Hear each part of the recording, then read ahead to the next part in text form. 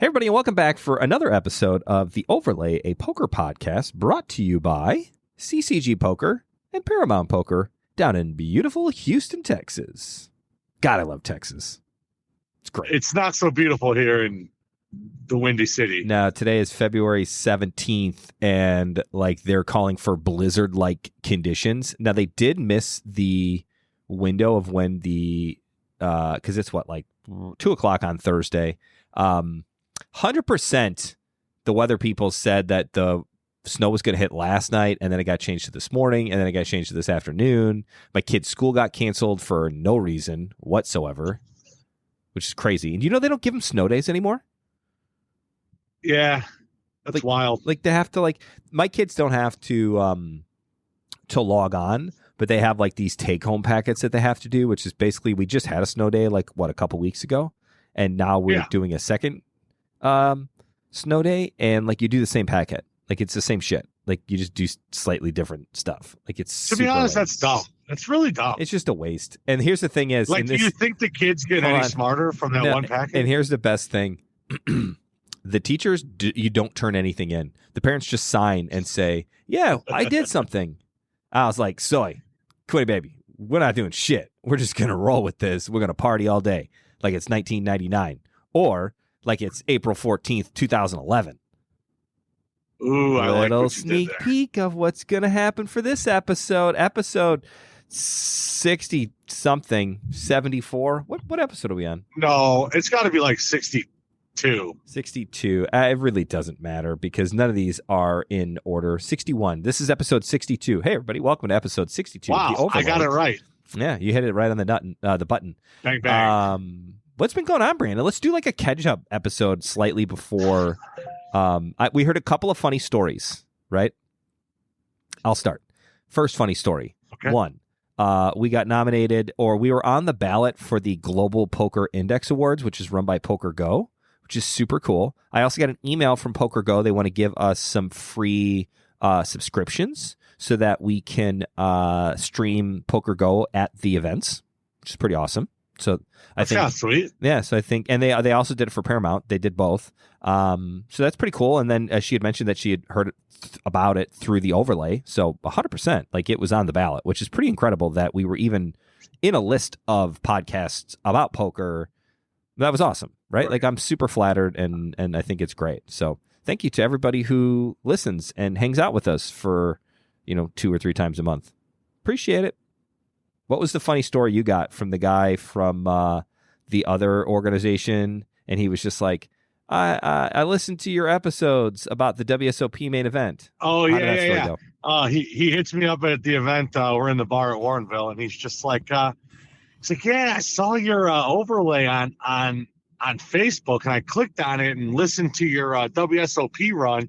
He's like, I clicked on it thinking that, it was going to be boring and I wasn't going to listen to any of it because who wants to listen about poker stories for 3 hours? Mm-hmm. He's like, then next thing you know, I was canceling plans so I could listen to the third episode because I wanted to know what happened. That's so cool. And I was like, oh, well, thank you. I mean, that's awesome. Yeah, I mean, again, what an incredible compliment that the guy was like, I fully expected to turn that shit off after 10 minutes.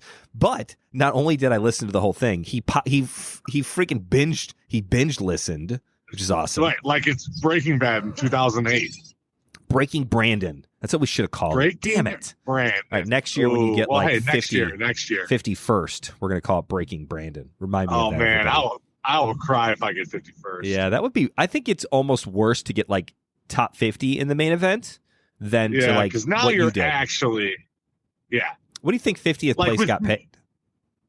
I don't know. I really am just guessing, but 100K, 90K, somewhere in there. It's a big jump from 20 to 100. 20K, and I'm not diminishing the fact of saying you won 20,000, just be like, meh, but you paid 10 to get in, so you really only won 10,000. And I spent 10,000 there. Right, you end up so you just break even for the event or for the week. Yeah. Which is still awesome. Don't get me wrong. I'm not downing the fact that you only won 10. But still, 100, that's a lot different. It's a lot different winner. It's much bigger. It's great. It is, because then they get to rubber band 10K stacks What? instead of just handing you two of them. Yeah, you get bundles. Say, see you in 6 months. Bundles. I like bundles from the casino. I've gotten one bundle from the casino before. That was at WSOP where I got second place. Manoli got first. Yeah. It was great. I remember. I had none of any of your action. Right. I gave you a pumpkin. I give you a little rake back. Like a feel sorry pumpkin. here's a I'm sorry that you got screwed pumpkin. Yeah, which was great. Hey, all right. Well, let's kind of get into the nitty gritty of what we're going to talk about today, which is you and I were discussing, and a lot of this is brought up from Texas.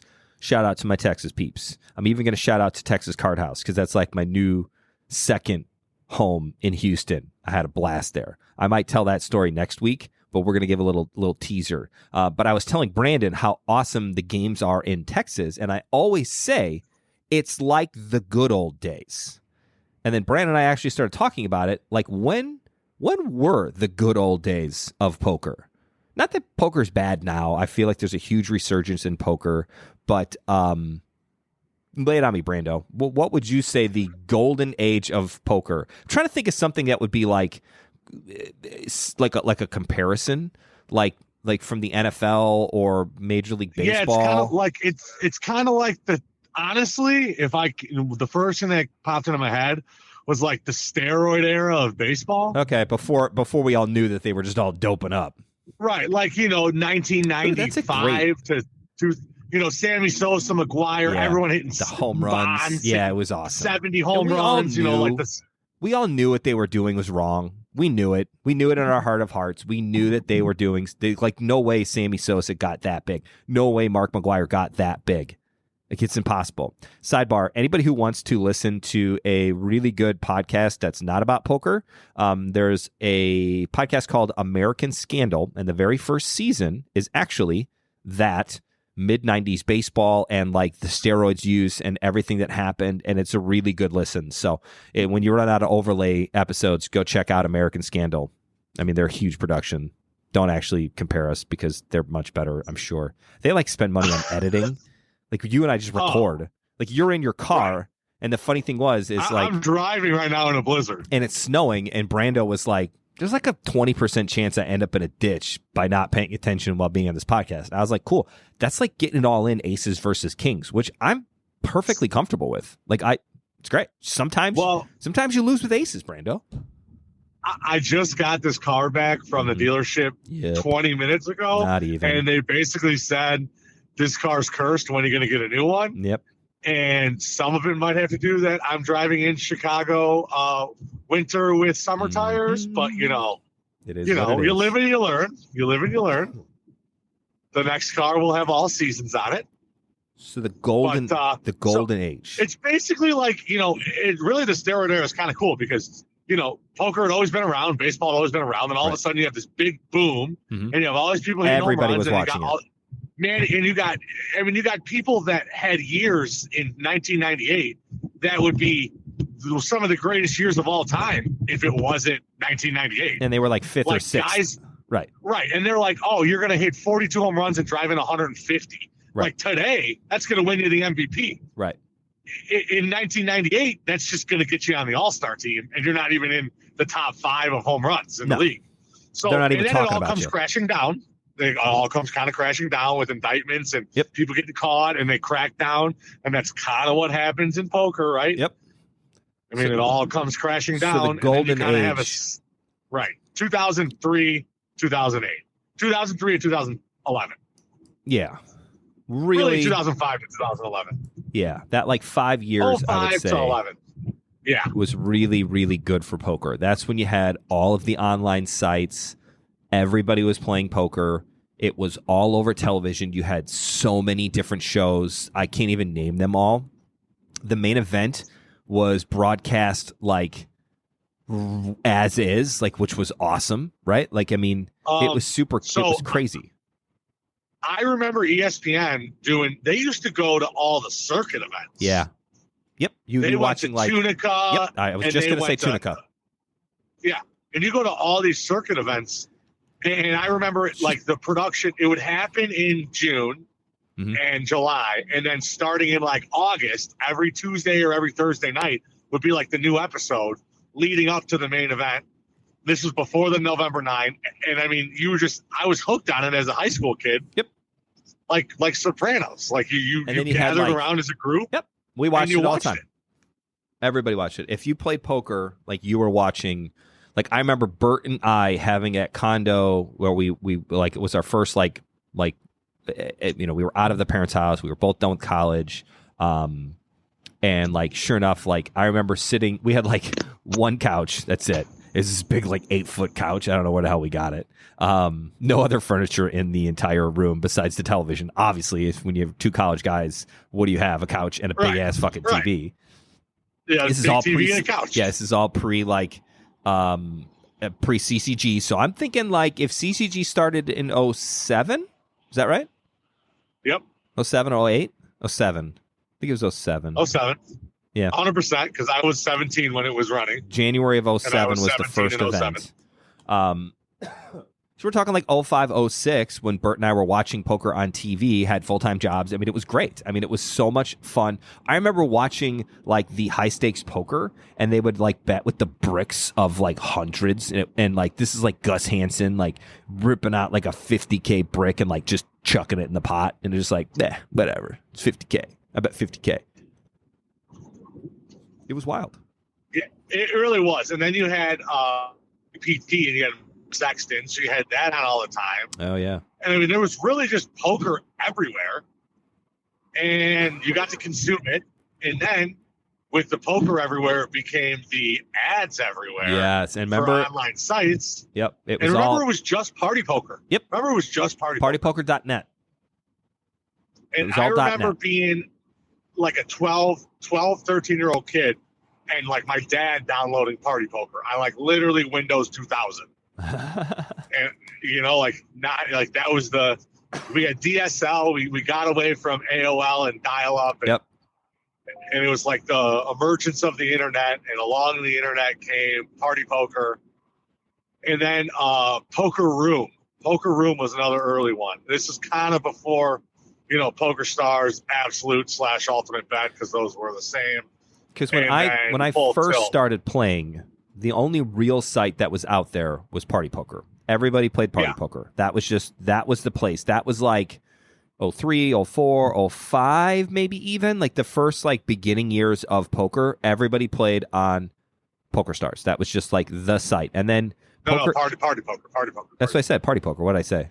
Well, you said Poker Stars, but I meant Party Poker. Because I remember you and I were talking, and I was like, I remember being at work after graduating from college, and I would stay like on like a Friday night, Thursday night, I would stay late, like clock out at 5 o'clock, turn my computer back on, and like just straight up, this is how great it is. This is how old things are. Like this would never happen today. I'm at my work computer downloading several things that are great. This is just the time frame of when it was. I'm downloading LimeWire, Napster, Party Poker. Just like, why don't I just get like 3 giant felon websites on my computer that nobody cares about? Like, it was great. Like, I just rip all 3 of them. I'd be playing some Napster, playing some. Remember, I was talking about $109 6-man sit and goes. Yep, first place was like 500 and like, or like 480, and like second was like 120, and nobody else got paid. This is before like there were no deals made. Like it was like the WSOP now, like you just played it out, like, which sucked because I think later they end up doing like where you could make deals and stuff at the table, right? Yeah, you could click that little button that said make a deal, and as soon as everybody had it clicked it, then it was cool. All the software would come up, and you could do ICM, you could do custom. Yeah, it was actually pretty cool how the software came later. But again, that was more 2010. Yeah. So I really think. Yeah, I'm still stuck in 05, 06. For people that are under 25, like Sal, like the Beef, like these kids, they have no idea. Nope. And, you really have to be, because Black Friday, when it all came crashing down, was April 15, 2011. And literally so that's 11 everybody, years ago now. Let's just talk about that for a second. Everybody went to go log in to their Full Tilt account, because I feel like at that point, Full Tilt was like the place. Like that was the number one spot. Like there were tons of other places. A lot of them were skins, like you were talking about, where like they were really the same room, but like it was underneath like a different management. So like Absolute Poker and like Ultimate Bet were the same thing or something. I might be confusing. They were like the same server, but they were two different. Right. They were like two different companies, but under the same player pool. I was gonna say they shared the same player pool, but like I remember logging into my Full Tilt account, and like.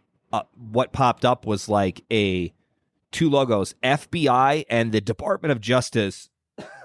Excuse me. The Department of Justice, and it was just like, this website, this domain has been, I don't know, confiscated by the Department of Justice. Bum, bum, bum, bum, bum, bum, bum. Like everybody was super freaked out. All your money was gone. I have a pretty sick story too about that. So I remember it because I was in college, laying in my bed, 4 a.m, deep in a tournament. And for really quick for the times, it was literally double guarantees week that week. So it was all the guarantees for their normal stuff was double. And let's talk about that for a second before you tell your Black Friday story, because that's really kind of the end of it. Because like the good and the bad thing was, which was probably why they ended up getting in trouble, the guarantees got so big. I remember in like 05, 06, Bodog Poker was a place. I don't know if they're still around, but Bodog was a place out of Costa Rica, and they did a Sunday tournament, which was like, I want to say $109, $89. Like it was around $100, give or take $20, and it was $100K guarantee every Sunday. It started at like noon, right? And it would have consistently. Thankfully, we have this podcast now. Podcasts didn't even exist at this point. We were still listening to Walkmen. It's actually not true, but I had an iPod, not an iPhone, that worked as an iPod. So I actually had to carry an iPod around, dear God, with wires coming out of my ears. I know, unbelievable. All right, and the overlay, which is the namesake of this podcast, the overlay every week for that tournament was easily 50 or 60K every week, guaranteed. Bodog took a 50 to 60K whack. You were just playing your $100 tournament, and first place was like 30K. All of it was juiced, like just all free money. And you were literally the player pools were like, I don't even know what the math is on that. It was nuts. It was nuts. Everything was like that. Party Poker was kind of on the downslide. Poker Stars was really coming up. Full Tilt was really coming up. There were a lot of other places popping up that had to do these big-time tournaments with big guarantees to try to keep things going. And a lot of times there were huge overlays, and people would just kind of jump to the overlay, which you know, is kind of sad. But eventually Bodog made it, and they were getting bigger spots because I still played on Bodog. Well, I think Bodog is the same as Doyle's Room, I think. They shared a player's pool. They changed... If I remember correctly. Maybe. I don't remember. Bodog changed to Borgata, too, at the end. That's what happened. They got bought by Borgata.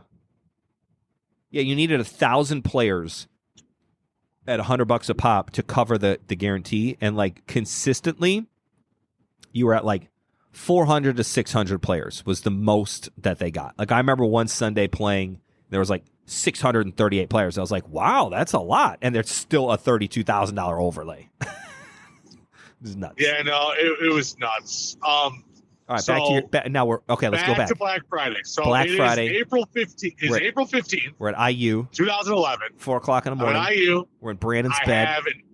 I have an 8 a.m. because I had this business class that was like Tuesdays and Thursdays, like in the lab. It was like an Excel class, and Friday was like the discussion.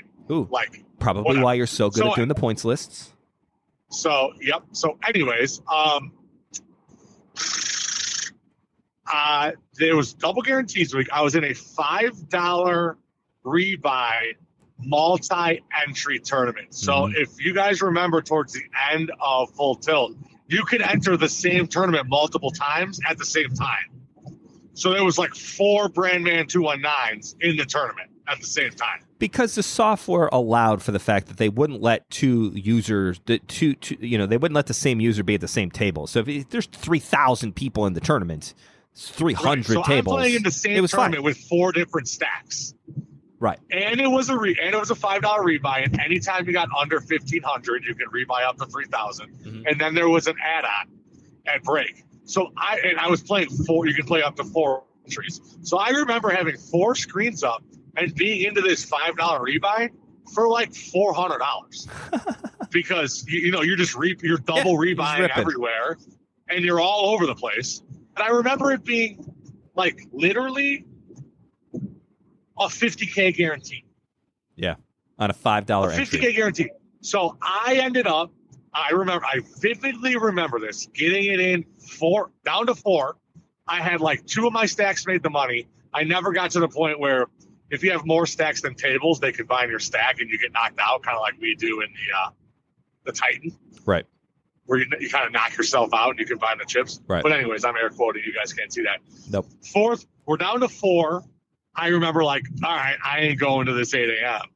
And I get it in Ace King versus King Jack, and he backdoors a flush, and I get out in 4th, and it was still like a 6K score for 4th place and a $5 buy-in. And I remember I just had my laptop plugged into the charger, and I just fell asleep with like full tilt, like logged in. I wake up in the morning to Jimmy, my boy Ronnie, everybody that had big account balances on it, and they're like, "Yo, we can't get in. We can't get in. What's going on?" It says this website has been seized by the FBI. Yep. Please try again later. Yep. And then, I was still logged in, and I was like, "Guys, I'm good." Like I remember this like theory that like if you never log out, you're still good. And so people were actually playing in the morning because they didn't have like a foolproof system. And then I remember eventually like I logged out, logged back in, and there it was seized. You couldn't cash out. Then eventually 24, 48 hours later, they let you log in so you could see your account, but you couldn't play or anything. Right. So I remember being able to log in, but like everything was down forever. And then my roommate Jimmy had 125,000 stuck on there. That's a 21-year-old. Which is so much, Which is so much money in 2011 as a college kid. And I mean, he won an F-Tops, like one of their series events, for like 140,000 plus his balance. And they were but they were letting you cash out 10,000 a week. So he was cashing out 10,000 every week. And that was over spring break. So that must have been in March. Mm-hmm. He won it on spring break. And then that happened a month later. And he was left with all of it on there. And I remember finally I binged something for 6,000. Like I got 12,000 in my account. Here we go. I'm going to run it up. And then it's all gone over. See ya. Yep. It was wild. I don't know. It was like a 4 or 5 year process to get the money back. You had to apply for it back to the Department of Justice. Eventually we got it back. Check came in the mail. For the whole amount? Me and him went to Vegas. Yeah, whole amount. Wow. It's pretty crazy. But those really were the golden age because players. So, go ahead. When we're talking about the actual, not the sites, but the actual poker being played, like you guys actually will never have any idea. Like if you didn't experience it, it probably will never happen again. Hopefully it'll happen. The amount of whatever bad play you have ever experienced in a tournament, in a cash game, in a home game, imagine the worst play you have ever. I want you to stop whatever you're doing. Think about it. Close your eyes. Brandon, you closing your eyes? Actually, you're driving. Don't close your eyes. No, everybody else. Everybody else, close your eyes. Really, I'm driving, and I'm not even using my windshield wipers when I need to try and be quiet. Oh, nice. So that's the sacrifice. Quit dropping your phone around. Everybody close your eyes. This is an overlay meditation period for 30 seconds. I want you to think about the worst player you have ever experienced and how bad of play they are. Meaning they're 3-betting, 4-betting, 6-8 offsuit, 6-10, jack 4, whatever the worst, absolute worst play. I'm not talking about stack size. I'm not talking like this guy's got a ton of chips and he's just punting it off or he don't care. Nothing like that. I'm just talking like straight up. Everybody's sitting in a cash game, a 1-2 game. Everybody's got $200 and this guy's just dumping chips.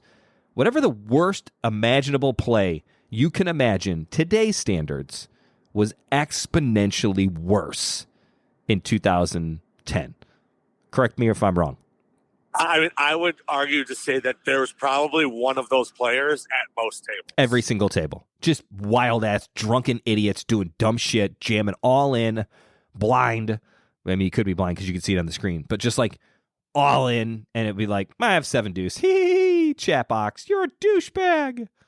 Right? And then like they would win, and then you'd pull the full tilt, chuck the computer out the window, which happened all the time. I don't think I can't describe to you, like, looking back on it now, like the average, and this is not a knock on the $20 early bird players, but the average $20 early bird player that is playing right now at CCG, that is driven through the snow to get to Bridgeview Community Center on time to play the 25-50 level of the $20 early bird, would literally, I'm not kidding you, be a crusher in those games. Like a crusher. Like they might be a millionaire. Like just from playing poker. Like I'm talking old man Ron. I'm talking anybody who you can think of the play that was, comes and plays all the time would be a winning player. Correct. The game itself, the players have gotten so much better. I mean, I only know 2 things, poker and golf. And golf is the same principle. Like in the 1800s, that's how long, 1904, when the U.S. Open was played, like those guys would shoot like 81, and then the next day shoot like 75. And you know what I mean? Like these are the scores, 11 over par, and then 5 over par. And then maybe like one guy would shoot 1 under par, right? And the winning total would be like 12 over par for 4 days of golf, which by today's standards wouldn't even get you into the Illinois junior freaking par 3 contest at Ziegfeld Troy on 75th Street. Like that, you wouldn't even get a top 50, right? Like the game has gotten so much better. Now these guys are shooting 25, 30 under par for 4 days.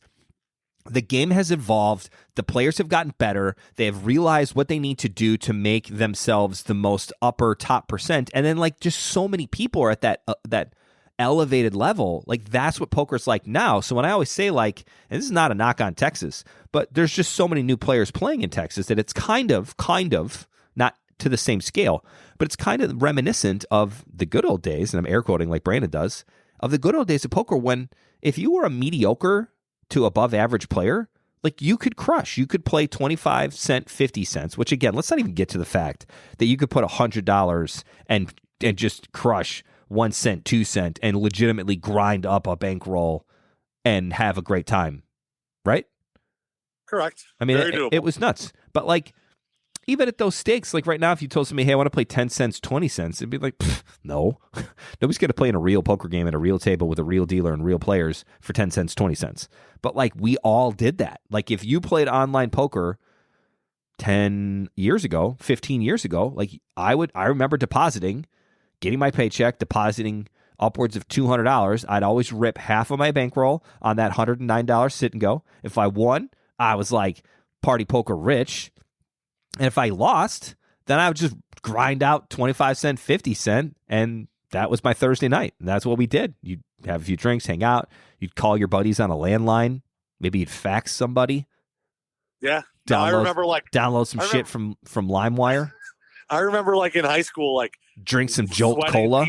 Sweating people on school nights, like on the phone with them, like when we just got cell phones, like, oh, you're deep in this tournament, like blah, blah, blah. Like we were 15, 16, 17-year-old kids. But wait. You had to wait until after 9 o'clock when it was free nights and weekends. That's right. It's fucking crazy. And, you know, like sometimes, you know, you'd run out of text for the month. Yep. And people would be like, sorry, I don't get any, you can't text me for the weekend. Got to wait till the first. And you always cross-booked, right? Like some people still do that now, but not as much as before because like you could just log on to Full Tilt and watch your buddy play. Like you didn't even have to like be on the phone. Like you could chat in the box. I can't tell you how many times, I mean, like Jimmy's like, I got to go finish this tournament. Right. And like you just log into Full Tilt and then you'd watch 515, whatever. Yeah. And your internet would go down or you get logged out and you were like trying to like time banks were a thing. It was awesome. The shit talking was great in the comments, like just the amount of shit talking you would do because it's an internet tough, right? Like I have internet muscles. I don't have to worry about meeting this guy in real life. They were playing all over the world. You just talk shit the whole time. You can also go into the Ivy like Thunderdomes and like everybody would be watching like Phil Ivey play, you know, Phil Galfond heads up for like, you know, 100, 200 on Full Tilt and everybody would be in the chat box like, hey, send me $1. I swear I'll send it back. I'll send it. I just got to win this 10 cent. Oh my God. That was a thing. That was real. I loved loved playing full tilt. I would play the 32 man when like right before the full meltdown of full tilt. Like late 2010, early 2011. I would play like the 32 or 64 like heads up sit and goes. Do you remember those?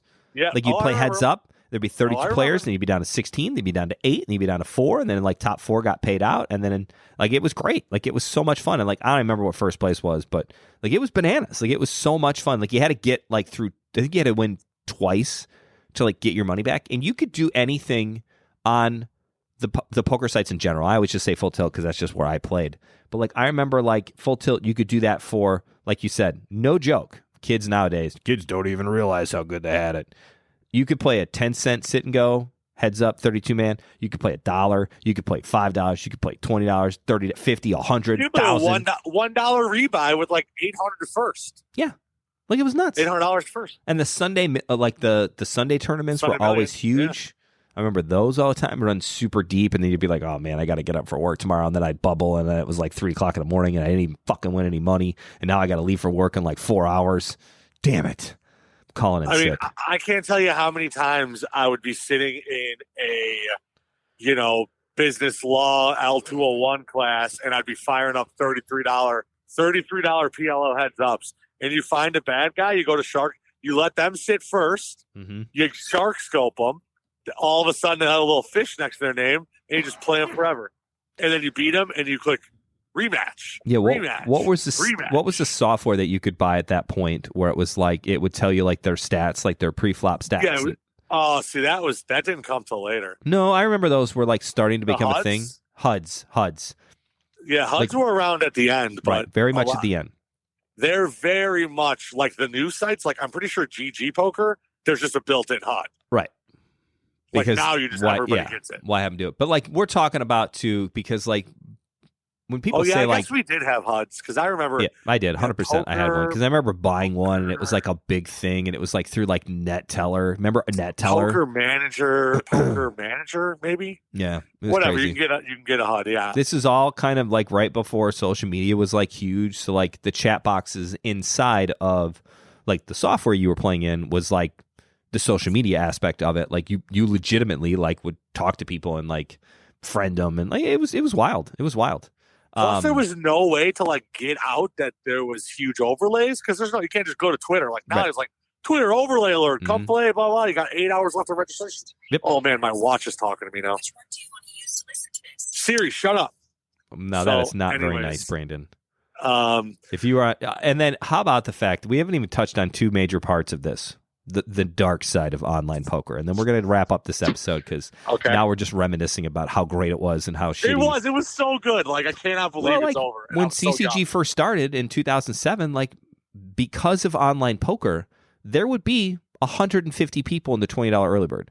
There would be days where 20 sit and goes, $25 sit and goes was not unheard of. Like that was a norm. Easy. I remember at ODM we get not even on Black Friday days. I remember Pat being like, we did 30 sit and goes today. Right. On Black Friday, the biggest poker event of the year, like there'd be like 50 sit and goes. There were days where you would get $50, $25 sit and goes, which was crazy. And they would just start 40, one after another. People, and they would just bang, bang, keep bang, going. bang, bang.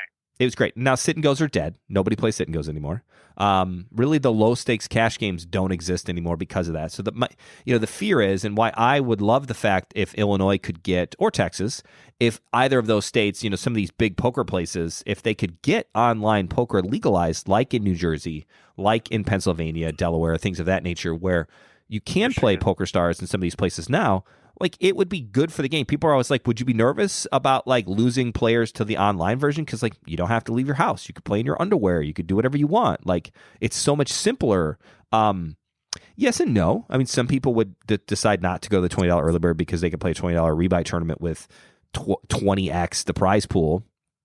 You got to beat that many players as well. But still, like, it would be for every one of those guys. There's also a 19-year-old kid that just banged a $1 rebuy for 800. It's like I'm going to come play the 20 at CCG now. Correct. Or I'm going to go play 1-3. I'm going to go take my shot.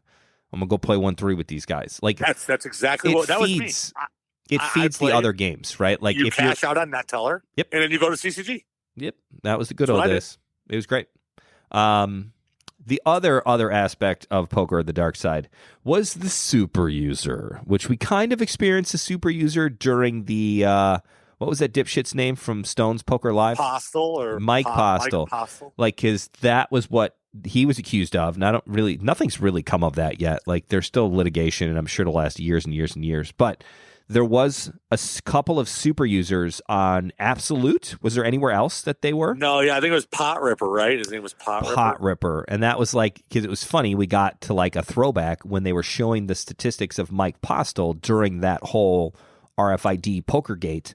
Like, they were showing Pot Ripper's stats, and like his were even better than Pot Ripper's, which we knew 100% he was cheating. 100%. And those guys always get greedy. How do you make a call for that big a bet for your tournament life on the line with 6 high?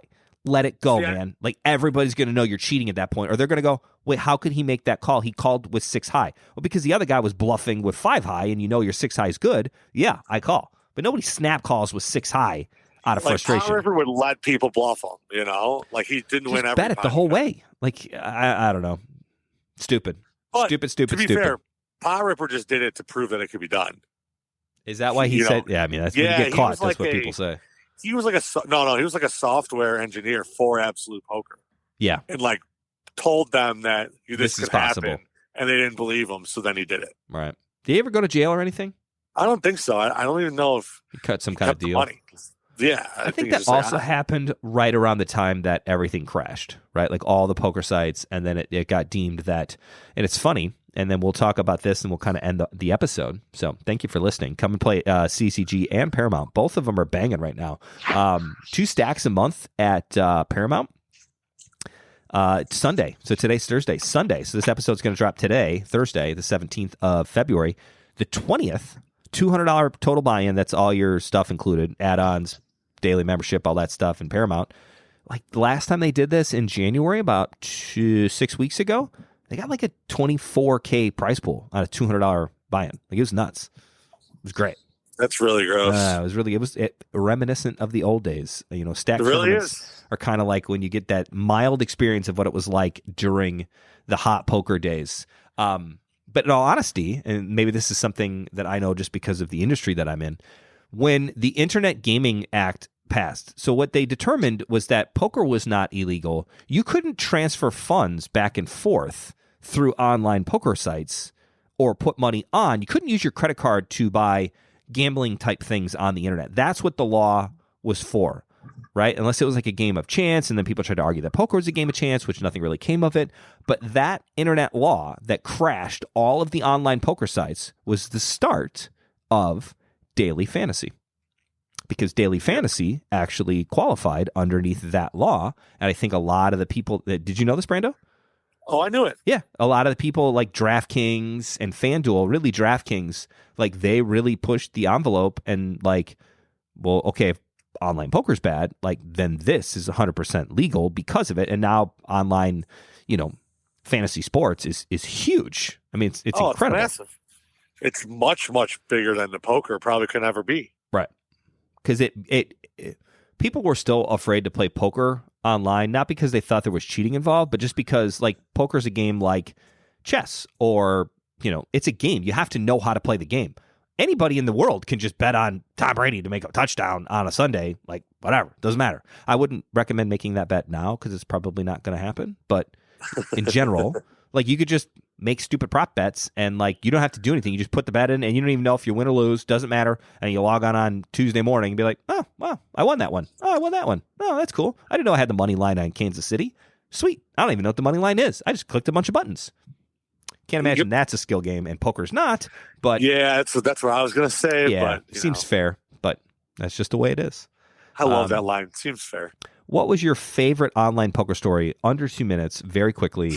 What was your favorite? Do you remember? You told me one. Yeah, no, it was definitely the one. We would Absolute Poker would have this free roll every day at 3:00. Registration would open at 2:55, and it would instantly sell out. I mean, you had to be there clicking refresh, register, click the checkbox, enter really quickly, or else you'd get boxed out. Right. And we got almost like a lottery.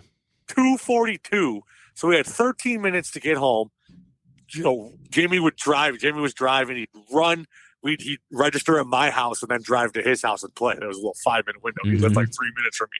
Drive me home. We'd both register on my 2 computers, and he'd go home and play or whatever. So we run home, we register, and then it was like $25 for the top 180 players. There was like 3,000 people. And then first through fifth was into their Sunday big tournament. One time I got into the final table of it, called Jimmy over. I had a science project due the next day. He played the final table for me. We qualified for the the 212 or whatever, the 200K guarantee at the Sunday on Absolute Poker. And then as two 16-year-old sophomores in high school, we got fourth or fifth for like 7K. Instantly transferred it from my account to my dad's account. Yep. Cashed it all out on my dad's net teller. Next day, he withdrew $7,000 in cash. And 24 hours later, we came home from school. That's how I bought my first car. That's wild. From a free roll that we had to run home from school. And then first place was like 30,000. We were nervous as hell, like playing it. By the time we were at the final table, it was a full-on party at my house. Yeah. We had pizza ordered. My parents were like, whatever, you can have anybody over you want. Like, let's go. Nuts. Yep. And that's my favorite story. Obviously, as a 15-year-old, $6,000, $7,000, however you want to spin it, felt like the world full of money. Yeah, it was great. Yep. Still is. It was awesome. I was telling you, Bodog was the one I remembered, and I'm sure I won stuff, but I think the most I ever won in one tournament was like $12,000 or $15,000 on a like fourth or fifth place, and I got royally screwed. I had like kings versus queens, and the guy just like drilled a queen on the river to win, and that was it. I got fourth place for like $15K, which is still like a lot. I was 22, like $15K. I was not making. It was a lot. It was a lot of money. It was great. It was super fun, and people loved it. And I think I just dumped it all back on Bodog, but whatever. It was great. I had a good time. I cashed out a little bit, maybe $5,000.